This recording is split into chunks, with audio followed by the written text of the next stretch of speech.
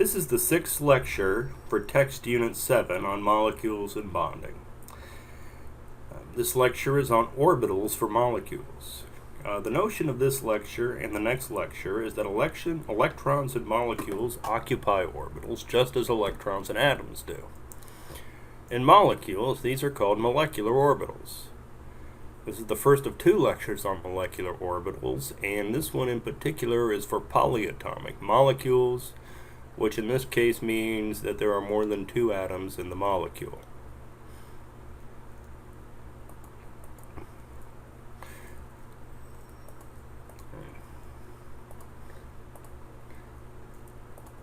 How does a molecular orbital form?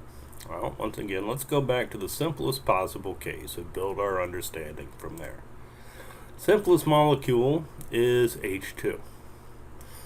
Each atom has an electron and a 1s orbital, you'll remember. And as we've studied before, the bond is a pair of shared electrons. The shared electrons actually occupy a molecular orbital made by adding 2 1s orbitals or functions together. So as you push the 2 hydrogen atoms together to form a molecule, this 1s orbital and this 1s orbital combine to make a molecular orbital. And you could do that by simply adding them together as the molecules get closer. And you can add them, remember, because orbitals are actually functions. Okay, so the orbital made by adding 1s is called a sigma bonding orbital. And note that this orbital, from its shape, has the pair of electrons spending most of its time between the 2 hydrogen nuclei where it belongs.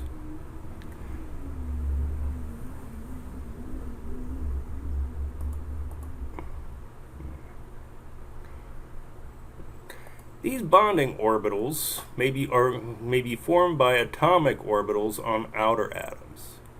So for example, on fluorine, you'll remember the orbital diagram here, that there is a half-empty p orbital on fluorine.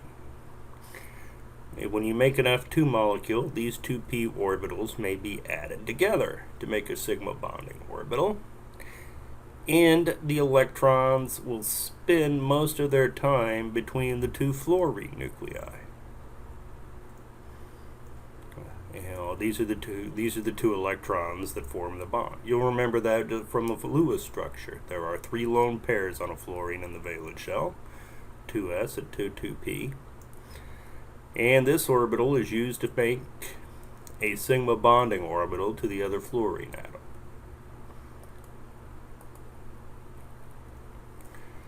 We've covered the case when we've looked at 2 atom molecules. This is supposed to be a lecture about 3 atom molecules, which implies central atoms. Let's look at a molecule with a central atom. Simplest one we could probably look at is BeH2, a 3 atom molecule. Now, you'll remember this is the correct Lewis structure for BeH2. And you'll remember that this structure has a linear shape to minimize repulsion between the electron pairs. So if we're going to have orbitals for this pair of electrons and this pair of electrons, in bonding orbitals between Be and H, these orbitals must point in opposite directions. They have to be 180 degrees apart. They have to correspond to the shape of the molecule.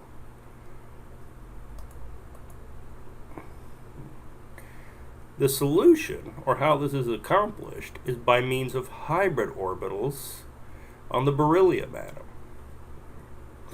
By combining s and p orbitals mathematically, you could produce a type of orbital called an sp orbital, and sp orbitals have the correct geometry. For example, a beryllium atom can combine a valence s and p orbital on beryllium to produce an sp orbital that points in this direction, and the s minus p combination, it works out, actually forms a dumbbell shape pointing in the opposite direction. So here we have 2 sp hybrid orbitals. Now these orbitals can combine, by addition, with the orbitals on the hydrogen atoms, the 1s orbitals, and produce a pair of sigma bonding orbitals with the correct shape.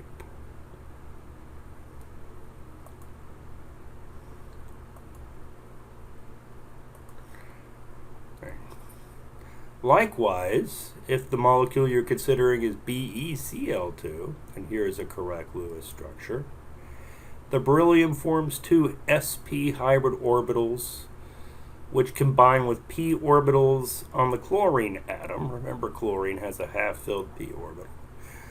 The sp orbitals on beryllium combine with p orbitals on chlorine atom and form two sigma bonding orbitals with the correct shape, each of which can hold 2 electrons.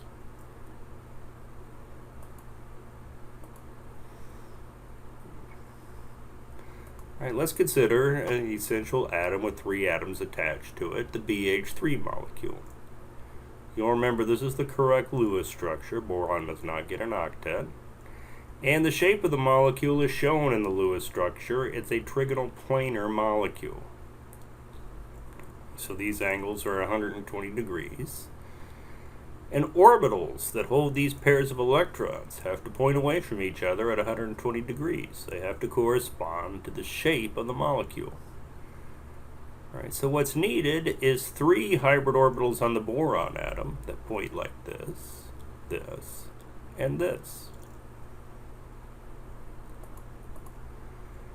By forming what's called an sp2 hybrid orbitals, or rather a set of 3 sp2 hybrid orbitals, boron can engage in bonding.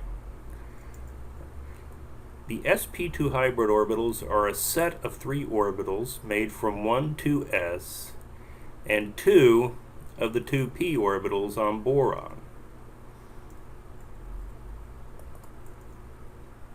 Move that slightly, make it clear. In the picture, 2 of the 2p orbitals are from boron are shown. These 3 orbitals combine to make 3 sp2 orbitals. 1, 2, 3. Made from 3 different ways of combining them together.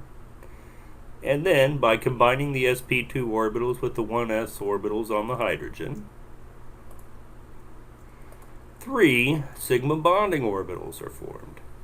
Okay, so 3 atomic orbitals are combined mathematically 3 different ways. I don't want to talk about the ways, but they're combined 3 different ways to make 3 hybrid orbitals, sp2, and those form the sigma bonding orbitals with the 1s orbitals on the hydrogen atom, and each of the bonding orbitals holds 2 electrons.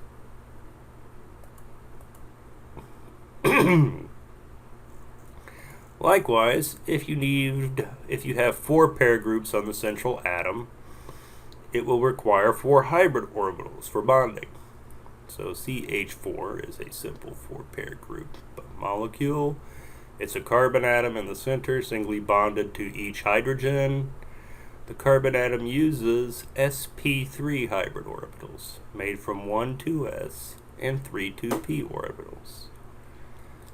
At this point, let me point out a rule that you may have noticed. However many atomic orbitals are combined to make a hybrid orbital, that's the number of hybrid orbitals that become available. In other words, here we are combining 4 atomic orbitals. We will get 4 hybrid orbitals. We've seen that we combine 3 atomic orbitals, we get 3 hybrid orbitals. When we combine 2 atomic orbitals, we get 2 hybrid orbitals. Whatever the number of atomic orbitals, that will make the same number of hybrid orbitals. The 4 sp3 hybrid orbitals point off in the directions of a tetrahedron, the way they're supposed to point, to correspond to the tetrahedral geometry of CH4. And where the hybrid orbitals overlap and interact with the atomic binding orbitals on hydrogen, each of those orbitals can hold a pair of electrons.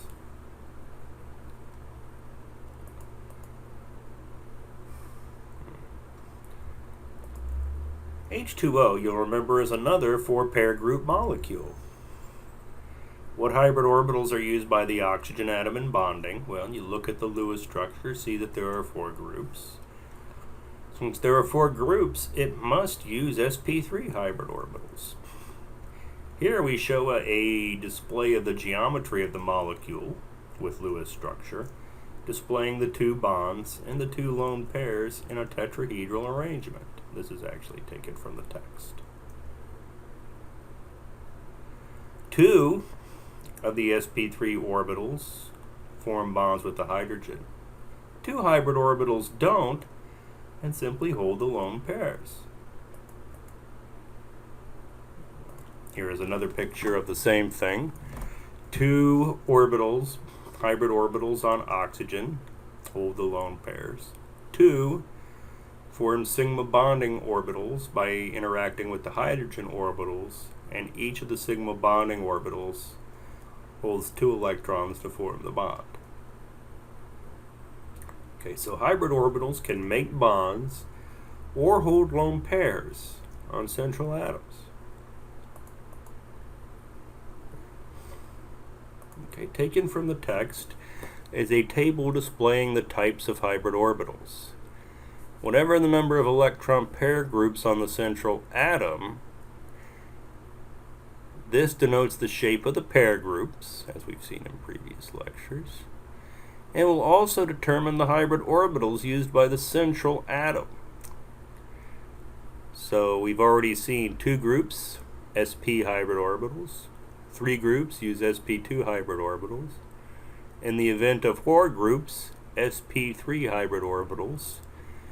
And here we see information for 5 and 6 groups.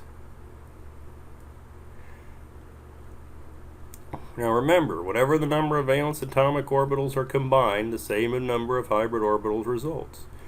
For example, a 2s and 3 2p orbitals combine to make 4 sp3 orbitals. In the case of 5 and 6 groups, note that remember the geometries of the groups are trigonal, bipyramid, and octahedral. Orbitals of those geometries will be needed for bonding. The hybrid orbitals are called sp3d and sp3d2. Now why is that? For a 5-group case, you need 5 hybrid orbitals, which implies 5 atomic orbitals, 5 valence atomic orbitals.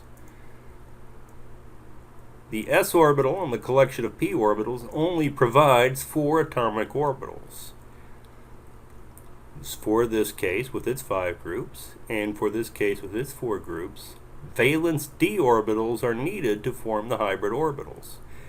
In this case, 1 d orbital will be needed. In this case, 2 d orbitals will be needed.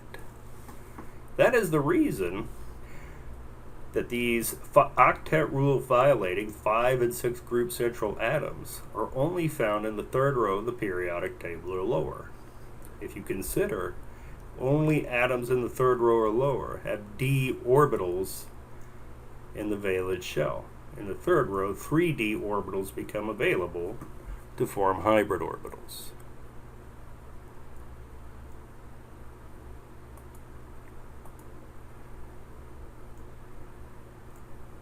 All right, what about the case of multiple bonds? And the best way to study what happens here is to look at an elementary example. CH2CH2 is a very simple double bond molecule. Here we see a correct Lewis structure. Double bond between the carbon, single bonds to the hydrogen atoms. Each carbon atom has 3 pair groups, and we predict the geometry about each of these carbons should be trigonal planar. In each of these carbons, having 3 groups, should use sp2 hybrid orbitals in bonding to obtain the correct shape.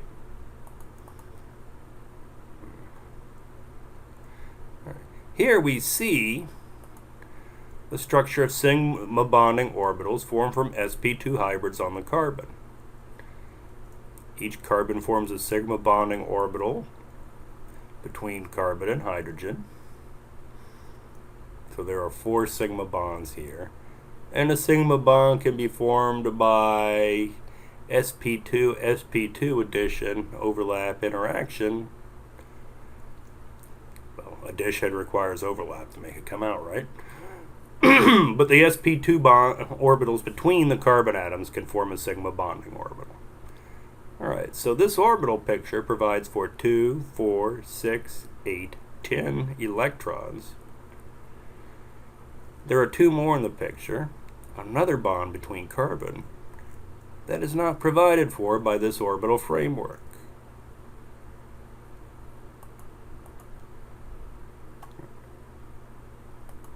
If you look at a side view of the bonding, it looks like this. Here are the 2 carbon atoms.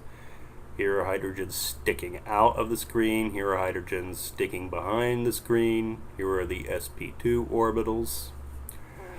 Since each carbon used 1 2s and 2 2p orbitals to form the s2p orbitals, each carbon has a p orbital which is unused for making hybrid orbitals. Okay, it's important to consider in this case that once atomic orbitals are used to make hybrid orbitals, they're gone. So 2s and 2, the original 2s and 2p orbitals are not in the picture. Here are a picture of sp2 hybrid orbitals, and you have to remember sp2 hybrid orbitals are also here and here and here and here. There is, however, an unused p orbital on each carbon atom, drawn here and here. The nature of these p orbitals, the ones left over, is that they stick up from the top and the bottom of the sp2 trigonal planar arrangement. Remember, p orbitals have 2 lobes. One is on top, one below the triangle. Likewise over here, the p orbital sticks out perpendicular to the triangular planar arrangement. These remaining p orbitals on each carbon atom can combine, add this and this, to form a molecular orbital.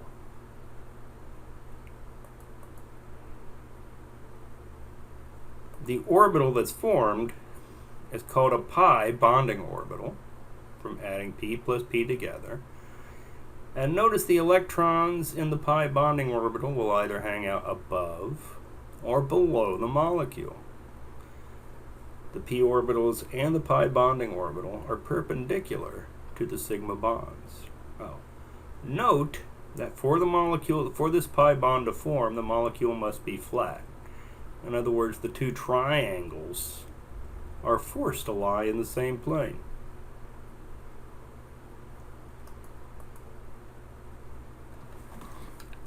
A similar situation exists with triple bonds, and we'll consider the elementary molecule C2H2 to illustrate here as a correct Lewis structure. 2 groups on each carbon atom, a linear shape it is predicted, and each carbon atom would be predicted to use sp hybrid orbitals in bonding. So between the carbon atoms, there is a sigma bond formed by sp orbital and sp plus sp. There are sigma bonds between the carbon and the hydrogen. There are 2 leftover p orbitals after the sp hybrids are formed. One forms a pi bond by sticking out the top, 1 pair of p orbitals, 1 on each carbon atom, forms a pi bond by sticking out the top and bottom, as we've just seen. And an additional pi bond at right angles is formed from the other 2 p orbitals.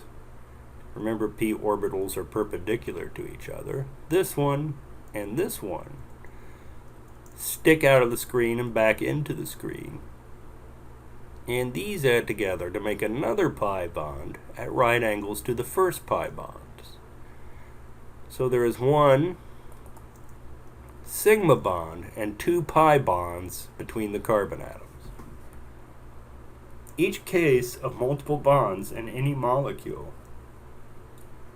will involve the formation of 1 or 2 pi bonds.